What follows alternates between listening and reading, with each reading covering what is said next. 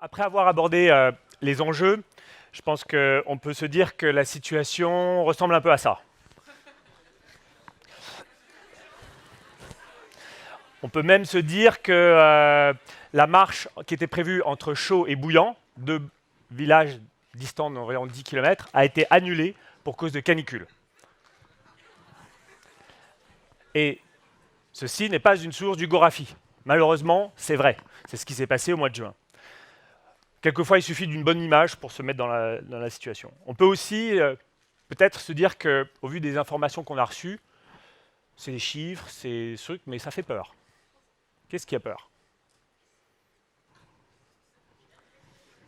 Ça fait du bien de le dire. Ça fait du bien de le dire. Mais le problème de la peur, c'est que ça ne nous aide pas à agir.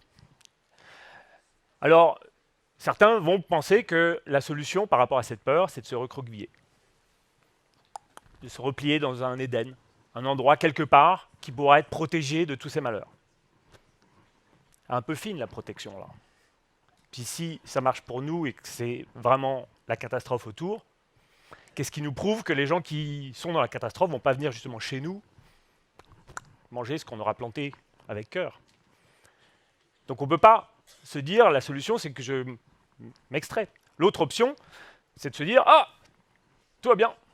Jean-Pierre nous a parlé de la Lune, maintenant on va sur Mars. Et en fait, on a des photos de la vie sur Mars. On y est déjà allé en fait. Ça ressemble à ça. Hein. Il y aura une bulle en plus, mais ça ressemble à ça.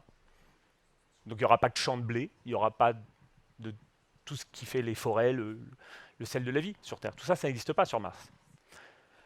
Alors, on sait maintenant que l'impact de Blue Turn, l'impact de cette conquête spatiale, ça a été de nous aider à nous réapproprier l'amour de notre Terre. Et d'ailleurs, la NASA a même fait une pub voilà, qui nous dit que Earth, your oasis in space, where the air is free and breathing is easy.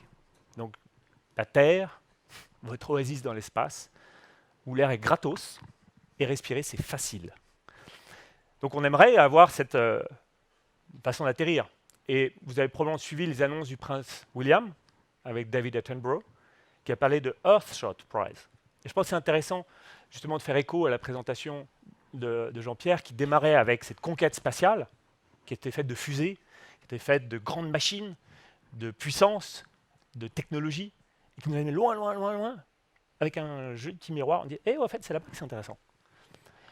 Et maintenant, on se rend compte qu'on doit s'occuper de la Terre. Donc s'occuper de la Terre, c'est Earthshot Prize. Mais on ne va pas construire des fusées pour aller sur Terre, parce qu'on est déjà. Et ça pose la question de savoir, mais en quoi ça consiste vraiment, ce Earthshot Prize? Si on voulait gagner ce Earthshot Prize ici dans la salle, qu'est-ce qu'on construirait?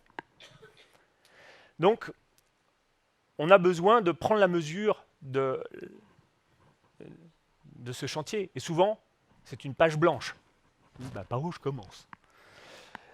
Et on aimerait trouver un interrupteur formidable, ce truc magique, on-off. Avant, il y a du carbone, après, il n'y a plus de carbone. Ce truc-là serait absolument splendide.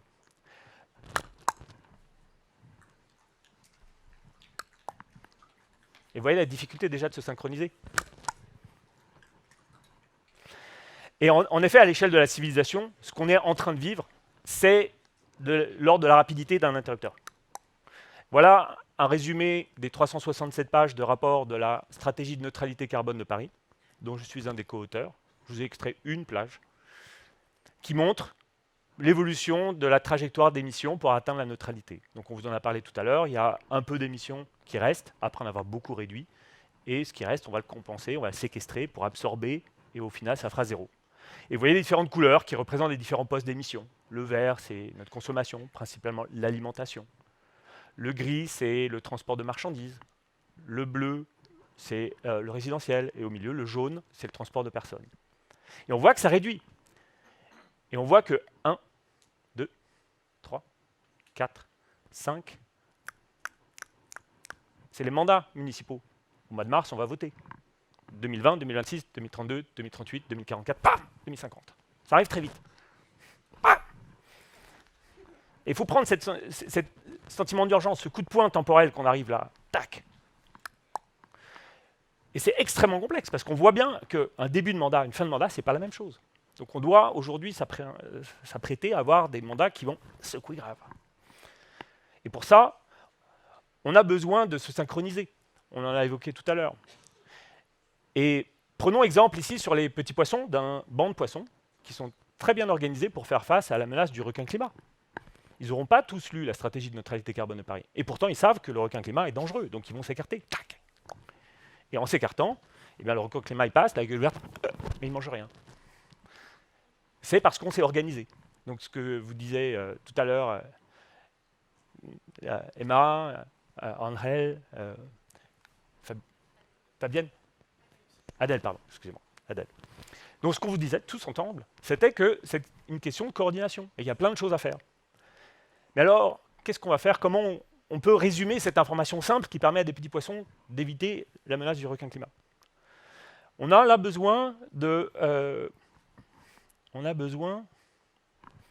méga méta-projet, j'aimerais bien aller à la slide suivante, on y arrive, et d'instructions simples.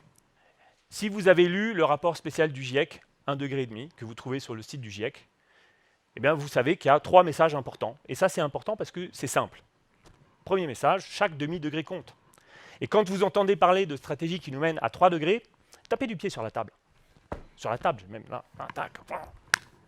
C'est inacceptable. 3 degrés, c'est 2 fois trop. C'est même pas un tout petit peu trop, c'est 2 fois trop. Si on vous donne 1 heure pour faire vos devoirs, avec un test à la fin, vous ne mettez pas 2 heures. On vous arrête au bout d'1 heure, c'est terminé. Donc il faut faire la différence. Chaque demi-degré compte. Deuxième point, chaque année compte. C'est mieux de démarrer maintenant qu'en 2049 si on veut être prêt en 2050. Simple. Ensuite, on sait qu'il faut faire plein de trucs, donc chaque choix compte. 3 messages simples. Bon. On voit que ça va devoir vivre. On va devoir le mettre en scène. Et on va devoir imaginer une nouvelle façon de procéder. Et là, on a une question de projection. À quoi ça ressemble tout ça? Donc on va devoir faire du rock and roll. Parce que on a besoin aussi de se réapproprier des outils. Ici, on peut imaginer que les salles de muscu, ça devient les outils de la logistique urbaine. Là, je fais des pectoraux, hein. J'aime muscler, là, je peux le faire comme ça. On peut imaginer également que la logistique, là encore, c'est un outil de pratique du vélo. Pas simplement le Tour de France, ça peut être aussi le Tour du village. Et c'est une façon de faire du sport, une façon de participer à la vie de la cité, avec des outils simples. Pour info, moi j'ai déménagé mon bureau avec une remorque tirée par un vélo sans assistance électrique. Bon d'accord, il n'y avait que 4 km à franchir, c'était principalement des bouquins et pas beaucoup de mobilier, mais quand même c'était un déménagement. Un déménagement à vélo, c'est possible. Donc ça c'est un exemple à Nantes.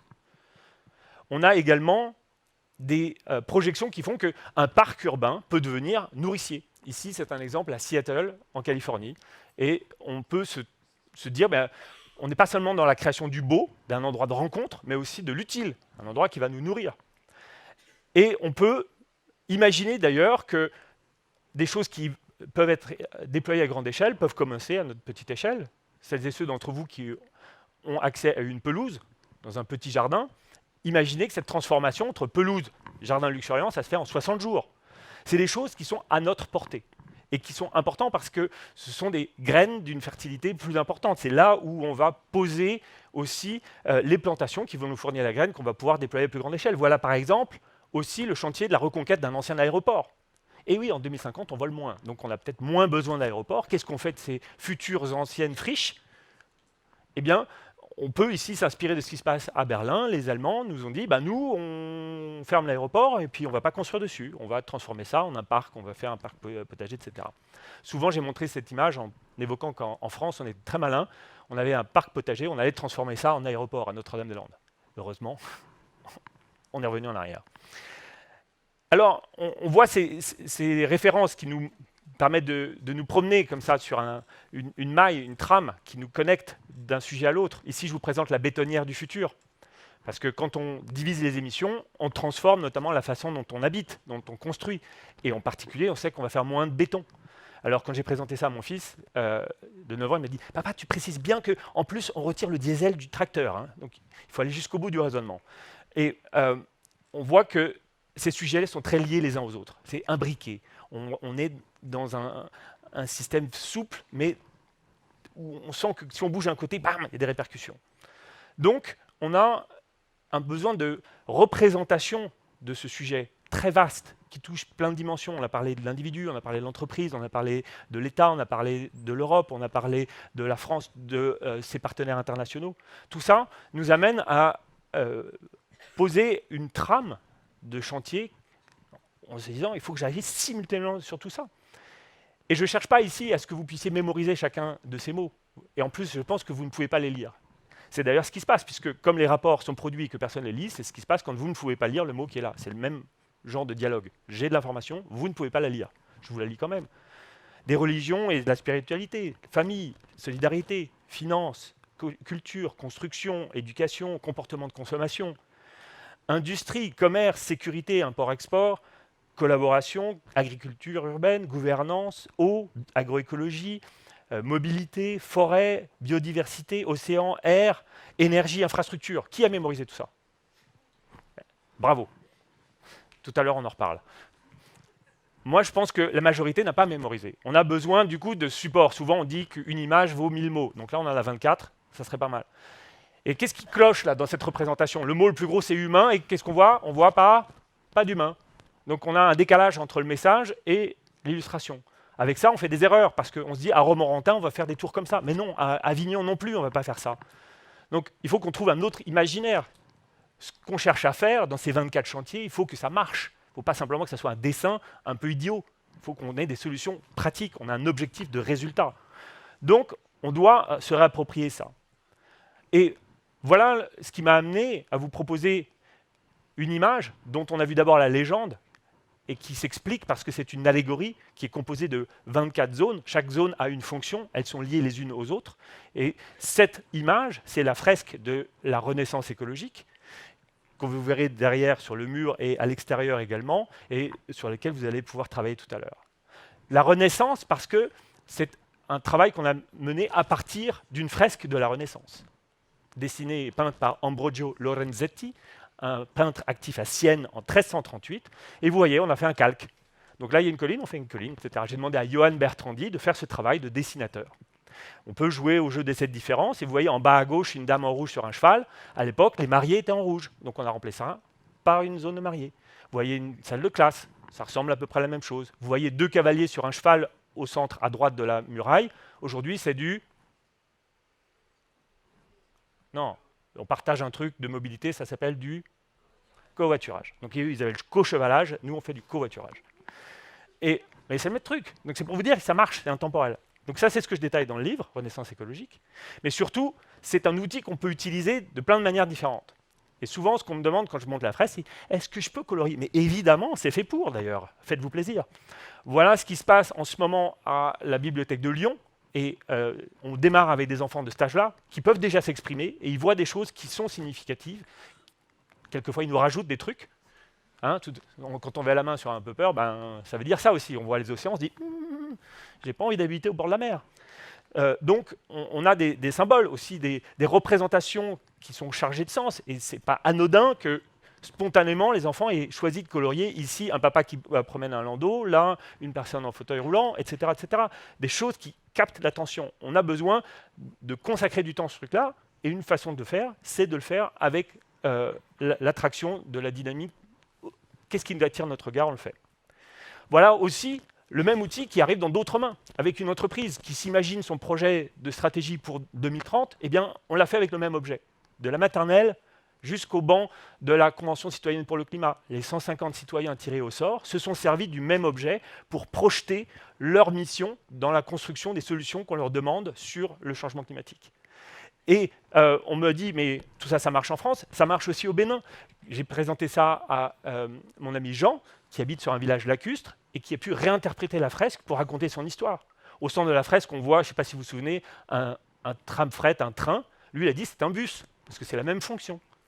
Donc on a là des outils qui nous ont mobilisés. Et depuis la sortie du livre, on est de plus en plus nombreux à s'impliquer dans cette association. Une autre association qui vient compléter celles qui ont été présentées initialement, c'est celle de la Renaissance écologique. Vous êtes bienvenus pour rejoindre cette dynamique-là, parce qu'ensemble, on va faire des tas de trucs. Ensemble, on peut se mettre à l'œuvre.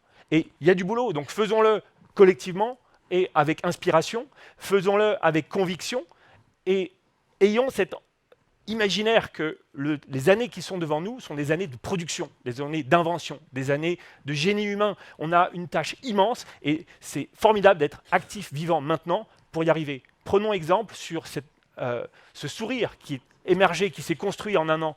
Souvenez-vous de la première photo que vous avez vue de Greta Thunberg. Eh bien, Greta, elle était toute triste, toute seule. 8 millions de personnes plus tard, la voilà rayonnante. Donc ensemble, on va y arriver. Merci à vous.